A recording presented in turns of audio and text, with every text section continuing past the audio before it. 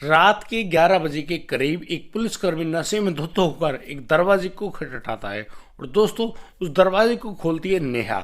जैसे ही नेहा दरवाजा खोलती है, वह पुलिसकर्मी उस नेहा को धक्का देते हुए अंदर घुसता है और अंदर जाकर उस जो दरवाजे को बंद कर देता है, उसकी सिटकनी भी लगा देता है। उसके बाद वह जाता है उस नेहा के पास और कहता है कि नेहा, जल्दी से कपड़े उतारो। दोस्तों, देखते देखते वह पुलिसकर्मी भी अपने कपड़े उतार देता है और कपड़े उतारने के बाद वह नेहा के भी कपड़े उतरवा देता है, यानी कि पूरी तरह से नग्न कर देता है। उसके बाद दोस्तों, वह अपनी बेल्ट को खोलता है, यानी कि अपने पैंट में उस चमड़े की बेल्ट को निकालता है और यहाँ पर बेड पर जो नेहा नग्न अवस्था में मौजूद है, उसके शरीर पर उस चमड़े की बेल्ट को मार रहा होता है।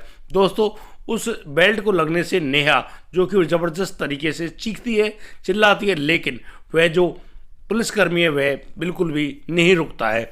दोस्तों, उसके बाद वह नेहा के साथ ऐसे ही थप्पड़ और उस बेल्ट को मारा करता है और उसके साथ शारीरिक संबंध बनाया करता है। दोस्तों, वह नेहा चुपचाप सारे काम सहन कर रही होती है, चुपचाप सब कुछ देख रही होती है, लेकिन कुछ भी नहीं कह पाती है। आखिर ऐसा क्यों हो रहा था उसके साथ, और वह व्यक्ति कौन था जो उसके साथ इस दर्दनाक कांड को अंजाम दे रहा था? आखिर वह नेहा ऐसे क्यों भुगत रही थी? बड़ी ही रोचक कहानी, जिसको जानकर आप वाकई में हैरान रह जाएंगे। दोस्तों, एक पुलिसकर्मी किसी भी महिला के साथ इस प्रकार का दर्दनाक कांड कैसे कर सकता है? दोस्तों, आपसे विनती है कि एक भी सेकंड की वीडियो को मिस ना करें, अन्यथा आप वाकई में एक बड़ी जानकारी से चूक जाएंगे। नमस्कार, आदाब, सत श्री अकाल दोस्तों, स्वागत है आपका हमारे यूट्यूब चैनल किस्से क्राइम के। और दोस्तों, आपसे वही प्यार भरी गुजारिश, आगे बढ़ने से पहले हमारे चैनल को सब्सक्राइब करना, नोटिफिकेशन बेल को दबाना बिल्कुल ना भूलें। दोस्तों, आज का बेहद ही हैरान कर देने वाला मामला सामने आया है पुणे, महाराष्ट्र से। दोस्तों, पुणे महाराष्ट्र का वह थाना जिसमें नेहा कांबले नाम की वह महिला कांस्टेबल काम किया करती थी। दोस्तों, इस नेहा के पति का नाम होता है मिलिंद शिंदे, जो कि खुद भी एक पुलिस कांस्टेबल हैं। और दोस्तों, जब इन दोनों पुलिस वाले की शादी होती है, तो दोनों अपने परिवार को बड़े ही ढंग से जी रहे होते हैं और बड़े अच्छे ढंग से अपना पूरा घर परिवार चलाते हैं। लेकिन दोस्तों, यहाँ पर एक बड़ी ही अजीब कहानी थी कि वह जो मिलिंद शिंदे नाम का आदमी है, यानी कि हेड कांस्टेबल है, नेहा का पति, वह रोजाना शराब पिया करता। और वह जब शराब पी लेता, उसके बाद वह रात को घर आता और घर आने के बाद वह अपनी पत्नी नेहा के साथ कुछ इतनी दर्दनाक संबंध बनाया करता, जैसा कि हमने वीडियो में पहले बताया, यानी कि बेल्टों से मारना, थप्पड़ों से मारना और फिर उसके साथ शारीरिक संबंध बनाना। और दोस्तों, ये एक बार नहीं, रात को 2-3 बार, यानी कि पूरी रात उस नेहा को जगाया करता, जिसकी वजह से नेहा बहुत ही ज़्यादा परेशान, दुखी रहने लगी थी। उसका शरीर भी धीरे धीरे सूखने लगा था। वह बहुत ही दुखी और परेशान थी, लेकिन उसको तो अपना जीवन यापन करना ही है। वह दिन में तो नौकरी करती उस पुलिस की, और बस रात को उस मिलिंद शिंदे के सामने इस कंडीशन में सोया करती कि बस उसके सिवाय तड़पने के और कुछ भी नहीं बचा था। दोस्तों, यहाँ इस पुलिस स्टेशन में उस जो नेहा है, नेहा की एक दोस्त होती है जिसका नाम होता है पूजा। पूजा भी उसी पुलिस स्टेशन में एक महिला कांस्टेबल थी। और दोस्तों, जैसे कि इन दोनों की दोस्ती होती है, यहाँ पर पूजा उस नेहा से पूछती है, क्या तुम्हारा पति आज भी ऐसे ही काम करता है? क्या तुम्हारा पति आज भी तुमको ऐसे ही दुखी करता है? क्या तुम्हारा पति तुम्हें आज भी इस तरीके से ही मारता पीटता है? अब इन सभी सवालों का जवाब हमें देती है वह नेहा। लेकिन यहाँ पर पूजा कहती है, अरे जब वो तुम इतनी ही दुखी हो, परेशान हो, तो तुम उस मिलिंद को छोड़ क्यों नहीं देती हो? तो यहाँ पर अब नेहा कहती है कि हाँ बिल्कुल, उसने कोर्ट में वह मिलिंद को छोड़ना तो चाहती है, लेकिन उसने कोर्ट में वह अपील भी लगाई है कि उसको उसके पति मिलिंद से डिवोर्स चाहिए, लेकिन अभी तो वहाँ में समय लग रहा है। और यहाँ पर मिलिंद कहता है कि जब तक कोर्ट ये लिखकर हमको नहीं दे देता कि तुम दोनों अलग हो जाओ, यानी कि तुम्हारा डिवोर्स हो गया है, तब तक मैं तुम्हारे पास ऐसे ही आता रहूँगा और तुम्हारे पास इसी प्रकार के संबंध बनाया करूँगा। तुम्हें जो करना है वो कर लो। अब दोस्तों, जिस प्रकार से जब नेहा अपनी आप बीती बात बताती है उस पूजा को, तो इन बातों को सुनकर पूजा भी बहुत हैरान रहती है। पूजा कहती है, अरे नेहा, तेरे साथ तो बहुत ही बुरा हो रहा है, तू इस प्रकार से क्यों भुगत रही है? लेकिन इन सभी बातों को सुनकर वह जो नेहा है वह हाथों को मलती रह जाती है और कहती है कि वह करे तो करे क्या, लेकिन दोस्तों पूजा अब अपनी दोस्त नेहा को एक बड़ी ही तरकीब बताती है और वह कहती है कि नेहा तुम मेरी ये बात मान जाओ, देखो मिलिंद को रोकने का काम उसके आला अफसर करेंगे, यानी कि बड़े अधिकारी करेंगे। तो मैं एक बड़े अधिकारी को जानती हूँ जिनका नाम है देशकर पांडे।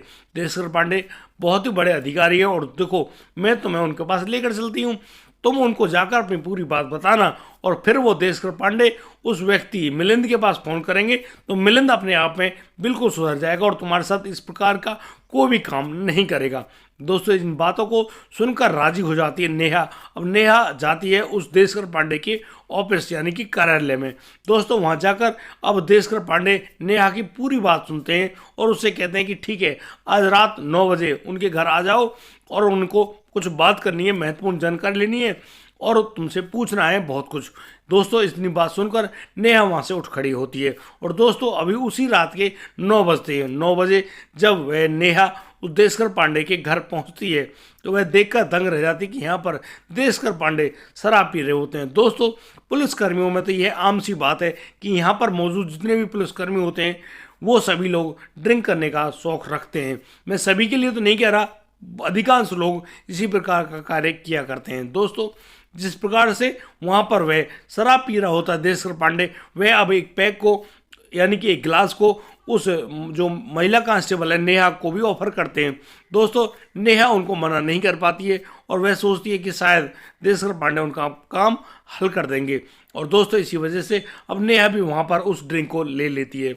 दोस्तों अब यहाँ पर जो नेहा है वह पूरी आप बीती बात बता रही होती है कि किस प्रकार से उसका पति मिलिंद जो कि एक हेड कांस्टेबल है वह उसके साथ किसी दर्दनाक शारीरिक संबंध बनाया करता है और उसको मारा पीटा करता है। दोस्तों यहाँ पर देशकर पांडे जब पूछ रहे होते हैं कि अच्छा तुमको ऐसे मारता है तो फिर तो तुम्हारे शरीर पर बहुत ज़्यादा निशान पड़ गए होंगे, नील पड़ गई होंगी, तो यहाँ पर जो नेहा है जो कि अब थोड़े से नशे में आ गई है वह कहती है अपने सूट को एक साइड से उठाकर दिखाती है कि देखो उसके पेट पर आज भी वो घाव यानी कि वो जो नील पड़ी हुई हैं वो आज भी मौजूद हैं।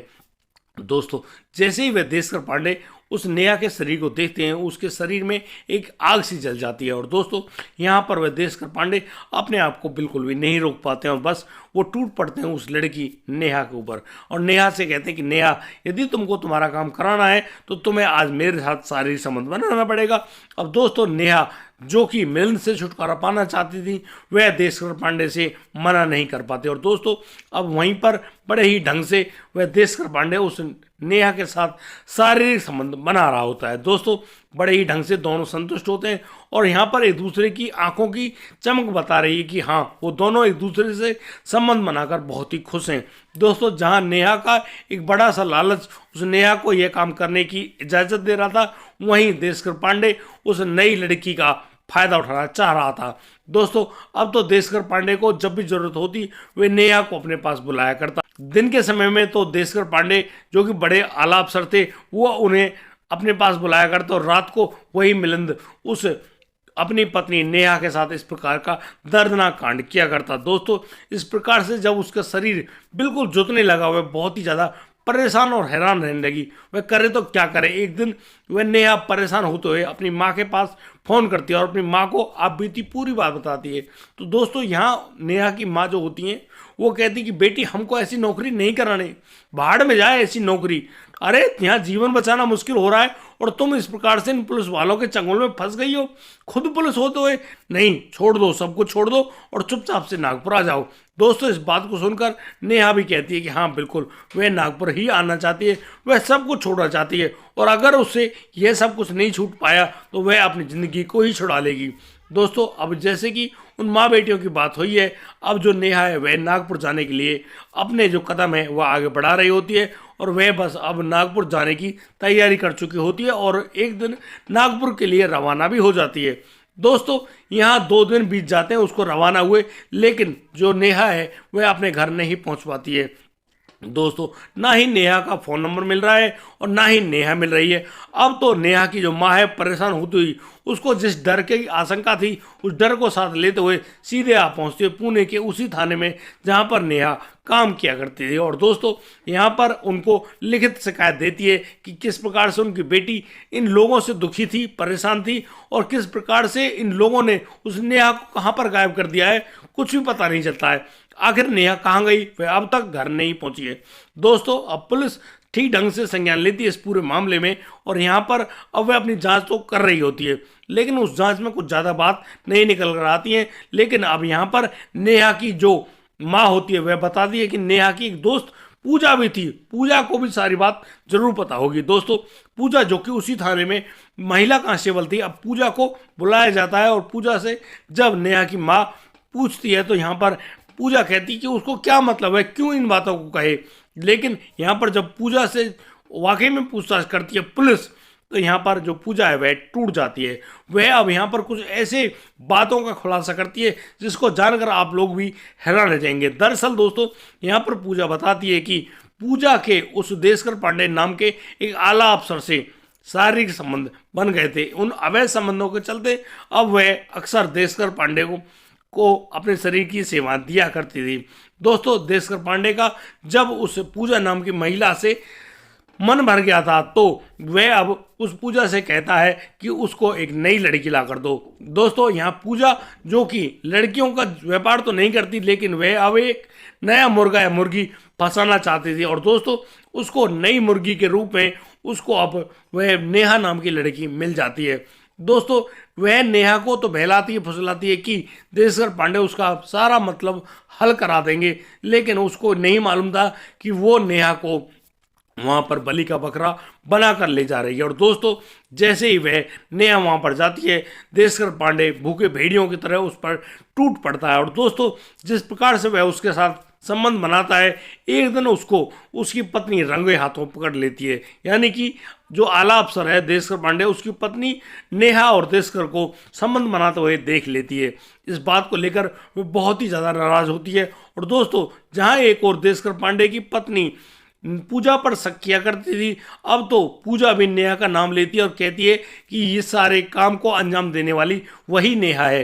दोस्तों अब वह जो देशकर पांडे की पत्नी है वह उस नेहा नाम की लड़की से रंजिश बना लेती है, और दोस्तों इसी रंजिश के चलते अब वह एक बड़ा ही खतरनाक कदम उठाती है। वह वहाँ के जो स्थानीय जो गुंडा होता है उस गुंडे के पास फ़ोन करती है और उसको अपने पास बुलाती है। और दोस्तों यहाँ देशकर पांडे की वह पत्नी उसको 2 लाख रुपए की सुपारी देती है और उसको वह फोटोग्राफ भी देती है जो उस नेहा का होता है।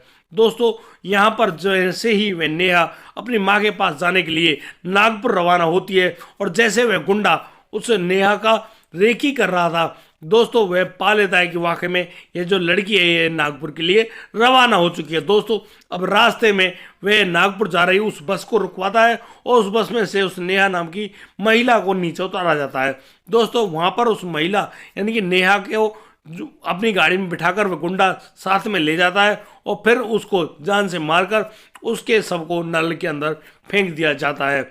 दोस्तों जिस प्रकार से पूजा यहाँ पूरे खुलासे को खोल रही है, अब तो सभी लोगों की आंखें फटी की फटी रह जाती हैं कि ये तो काम जहाँ गुंडों की तरफ आम लोगों में होते हैं, ये कांड तो अब इन पुलिस वालों में भी होने लगे हैं। बड़ी ही हैरान वाली बात है। दोस्तों अब पुलिस उस पूजा को वहीं से गिरफ्तार कर लिया जाता है, और दोस्तों पुलिस की और उस पूजा की निशानदेही पर ही अब जो देशकर पांडे हैं उसकी पत्नी को भी गिरफ्तार कर लिया जाता है, और देशकर पांडे जो कि एक आला अफसर है उसको भी अब उसके पद से सस्पेंड कर दिया जाता है, और अब उसकी इंक्वायरी बैठी हुई है।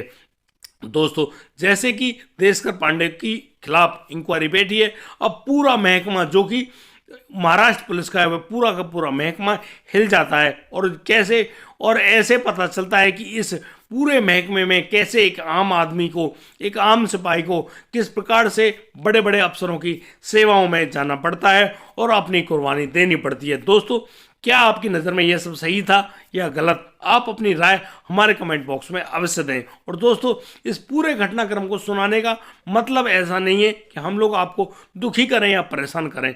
दोस्तों हमारा सिर्फ एक ही उद्देश्य है कि आज समाज में जिस प्रकार से ये बुराइयां फैल रही हैं, इन बुराइयों को खत्म करते हुए हम लोग सही और सार्थक समाज को स्पष्ट करके सबके सामने लाएं और सभी के सामने यह बात नज़ीर पेश करें कि वाकई में आज भी सच्चाई जिंदा है। लेकिन दोस्तों, जिस प्रकार से ये कांड आगे बढ़ते जा रहे हैं, उन्हीं कांडों के चलते आज इस पूरी दुनिया में कली काल का पूरा वक्त दिखाई पड़ता है कि वाकई में आज इस दुनिया में कलयुग आ गया है।